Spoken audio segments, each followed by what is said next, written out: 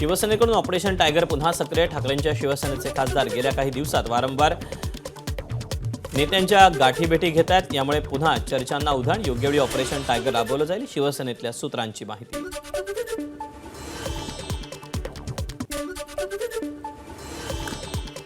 ठाकरेंच्या शिवसेनेच्या खासदारांच्या शिवसेना नेत्यांची भेटीगाठी वाढल्या. आष्टीकर राजाभाऊ वाजेंनंतर वाकचौरेंनी घेतली सामंतांची भेट. राज्यात पुन्हा ऑपरेशन टायगरची चर्चा.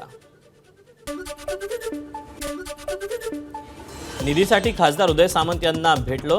खासदार असं सांगतात. ऑपरेशन टायगरवर संजय राऊतांची प्रतिक्रिया. तर सगळे खासदार संपर्कात नसल्याची संजय राऊत यांचा दावा.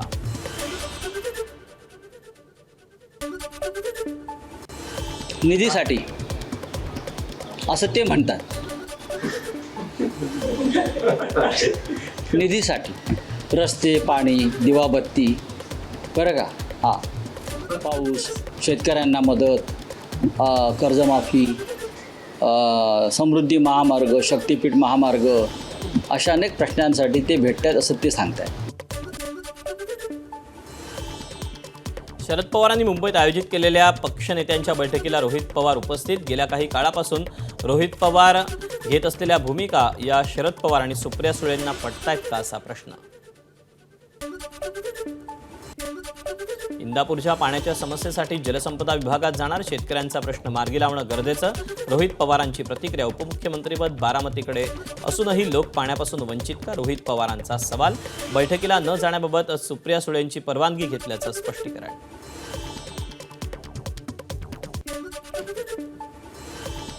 रोहित पवार किंवा कुणीही नाराज नाही, ते कुठेतरी जाणार होते. शरद पवारांचे राष्ट्रवादीचे प्रदेशाध्यक्ष शशिकांत शिंदेंची माहिती. मला माहीत नाही, रोहित पवार नाराज नाही आहे. ते कुठल्या कार्यक्रमाच्या निमित्ताने आंदोलनासाठी गेले असतील, पण पक्षामध्ये अशी कुठल्याही प्रकारची नाराजगी नाही असं माझं स्पष्ट मत आहे. त्यामुळे आपण अशाच कुठल्या प्रकारच्या बातम्या काढू, हा नाराज आहे तो नाराज. आमचा पक्ष एक संघटने आहे, ते सगळ्या मजबूतीने चाललेला आहे. भारताच्या बाहेर देशाची प्रतिष्ठा जपण्याचं काम मोदी करतात, ही गोष्ट आपल्याला विसरून चालणार नाही. शरद पवारांकडून मोदींचं कौतुक. जिथे देशाची प्रतिष्ठा असते तिथे राजकीय आरोप करायचे नसतात, शरद पवारांची प्रतिक्रिया. नरेंद्र मोदी देशाचे प्रधानमंत्री आहेत.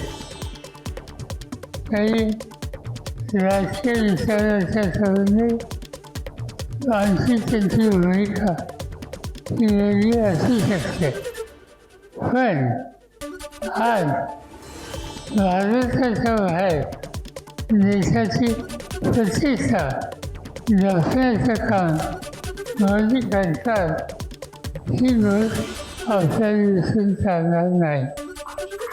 तिथं देशाची प्रतिष्ठा जिथे येते तिथं राजकीय मतभेद हे करायचे नाही. शरद पवारांच्या वक्तव्याशी सहमत नाही. ठाकरेंच्या शिवसेनेचे खासदार संजय राऊतांची प्रतिक्रिया.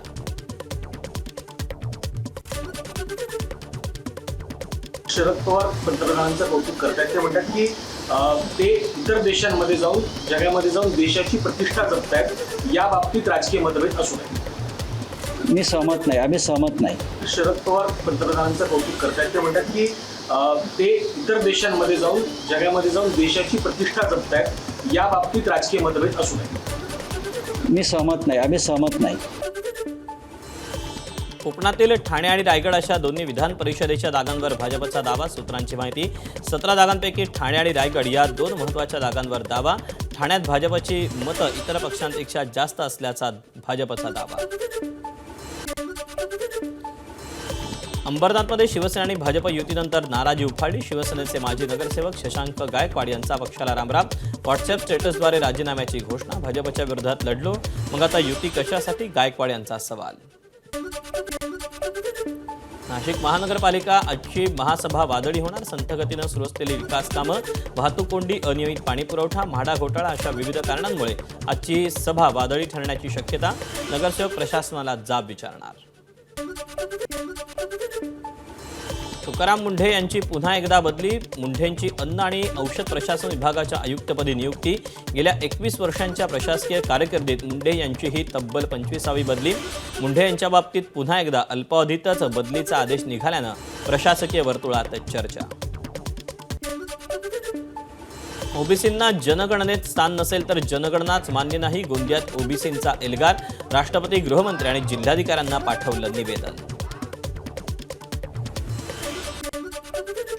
नीटचा पेपर फोडण्यासाठी शिवराज मोटेगावकरनं साथीदारांना हाताशी धरून कट रचला.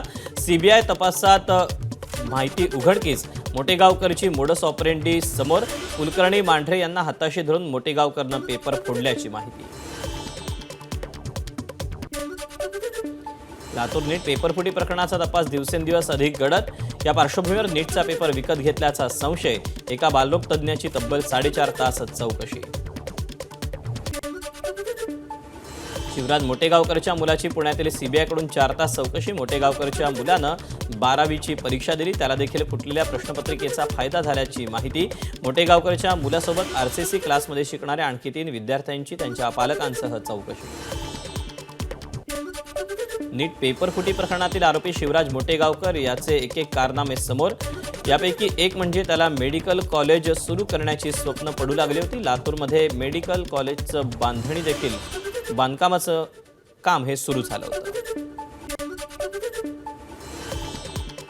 नीट पेपरफुटीचा मास्टरमाइंड पीव्ही कुलकर्णीच्या बीडमधील इमारतीच्या बांधकामाची नगरपालिका प्रशासनाकडून पाहणी दरम्यान प्रशासनाला बांधकामात अनेक त्रुटी आढळल्या. बांधकामावर कारवाई होणार असल्याचं अधिकाऱ्यांकडून स्पष्ट. कथित मनी लॉन्ड्रिंग प्रकरणी भोंदू अशोक खरातला 26 तारखेपर्यंत ईडी कोठडी. मुंबईतील पीएमएलए कोर्टानं सुनावली कोठडी. हिंगोलीच्या जिल्हाधिकारी कार्यालयात लाडक्या बहिणींना घातला गोंधळ. मुख्यमंत्री लाडकी बहीण योजनेचे पैसे न मिळाल्यानं जिल्हाधिकारी कार्यालयात बहिणींकडून गोंधळ.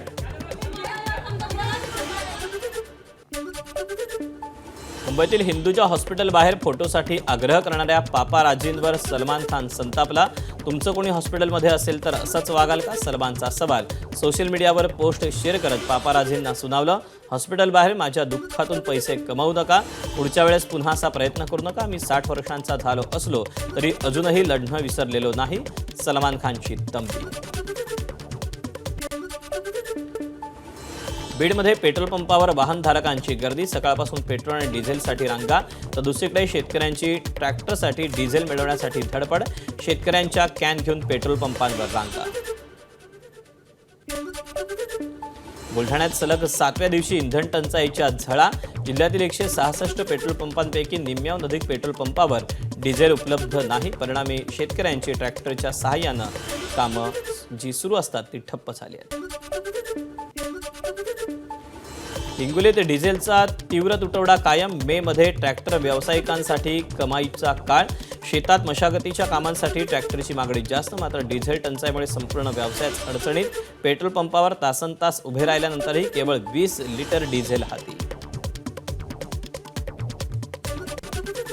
शेतीसाठी डिझेल धंदा करायचा जर म्हटलं तर ट्रॅक्टर चालवायचा असेल किंवा कोणते जर असेल तर शेतीला डिझेल आवश्यकच आहे. आता डिझेल जर दिलं तर तुमचे वाहन चालणार, शेतीचे ट्रॅक्टरचे धंदे होणार. आता बैल कोणाशी राहिलेले नाहीत. या वर्षामध्ये या महिन्यामध्ये जे आमचं जे सीझन असते सगळे एका वर्ष एकीकडे आणि हा महिना एकीकडे असते कमावून एकाच्या बाबतीत. जर आज आम्ही 90% आम्ही लॉसमध्ये आहे. येणारे हप्ते आम्ही कसे फेडायचे? हिंगोलीत कॅन प्लॅस्टिकच्या बाटल्यांमध्ये इंधन देण्यावर बंदी. मशागतीच्या ट्रॅक्टरसाठी कॅन घेऊन येणाऱ्या शेतकऱ्यांवर रिकाम्या हाती परतण्याची वेळ. जिल्हाधिकाऱ्यांच्या निर्णयामुळे शेतकरी संतापले. भंडाऱ्यात डिझेलसाठी मध्यरात्रीपर्यंत शेतकऱ्यांच्या लांब रांगा. लाखांदूर तालुक्यातील सर्व पेट्रोल पंपावर नो स्टॉकचा बोर्ड. डिझेल मिळत नसल्यानं शेतकऱ्यांची शेतातली कामं रखडली. प्रत्येक शेतकऱ्याला आज आधुनिक युगाच्या काळामध्ये ट्रॅक्टरनं मशागत करावं लागते आणि त्याच्यामुळे प्रत्येकाला डिझेलची गरज असते. त्याच्यामुळे दिवसभर कष्ट करून आज रात्र बेरात्र या डिझेल पंपावर त्या माणसाला 2 वाजेपर्यंत 1 वाजेपर्यंत जागत राहून उपाशी ही परिस्थिती आज निर्माण झाली आहे. परभणीत सलग 4थ्या दिवशी डिझेल टंचाई कायम. जवळपास 2 किलोमीटर वाहनांच्या रांगा. कॅन घेऊन स्थानिक पहाटेपासून पेट्रोल पंपावर.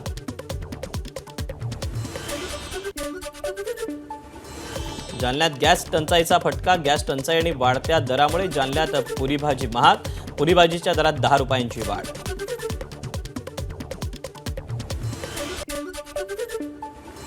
राज्यासह देशभरात औषध दुकानदारांचा एकदिवसीय बंद. ऑनलाईन औषध विक्रीवर बंदी आणण्याची मागणी. राज्यभरात 1,25,000 तर देशभरात 12.5 लाख औषध दुकानं बंद.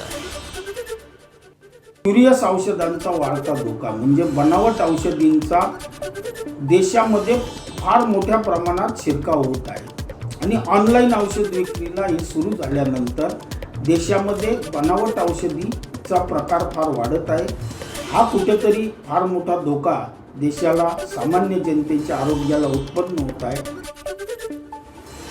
ऑनलाईन फार्मसी विरोधात देशभरात मेडिकल दुकानदारांचा संप. अखिल भारतीय औषध विक्रेता संघाच्या वतीनं बंदची हाक. सोलापूर शहर आणि जिल्ह्यात सुमारे 4,000 मेडिकल दुकानांचा संपात सहभाग. मेडिकल दुकानं बंद राहणार असल्यानं रुग्णांची गैरसोय. मुंबईत अनेक केमिस्ट व्यावसायिकांनी दुकान बंद ठेवण्याचा घेतला निर्णय. दिवस रात्र सेवा देणारी औषध दुकानं बंद. औषध मिळणार नसल्यानं रुग्णांचे हाल होण्याची शक्यता. कोकणात 4,000 मेडिकल दुकानदारांचा संपामध्ये सहभाग. रत्नागिरी, सिंधुदुर्ग, रायगडमधील मेडिकल्स विक्रेते आज संपात सहभागी. ऑनलाईन औषध विक्री संदर्भात मेडिकल दुकानदारांनी पुकारला बंद. सोन्या चांदीच्या दरात मोठी घसरण. सोन्याच्या दरात 1,000ची तर चांदीच्या दरात 5,000ची घसरण. सोन्याचा दर हा प्रतितोळा 1,56,000 तर चांदी 2,55,000 किलोवर. 2 वर्षांनंतर मुंबई गोवा महामार्गावरील परशुराम घाटातील दोन्ही लेन वाहतुकीसाठी खुल्या. यंदाच्या पावसाळ्यात परशुराम घाटातील वाहतूक सुरळीत होण्याची आशा. विदर्भात उष्णतेची लाट आणखी तीव्र होण्याचा अंदाज. अकोला, अमरावती, यवतमाळ, वर्धा जिल्ह्यासाठी ऑरेंज अलर्ट जारी. दुपारी घराबाहेर पडणं टाळा. अत्यावश्यक काम असेल तरच काळजी घेऊन बाहेर पडा, प्रशासनाचं आवाहन. 24 तासात नागपूर शहरात 3 व्यक्तींच्या मृत्यूची नोंद. उष्माघातानं मृत्यू झाल्याचा प्राथमिक अंदाज.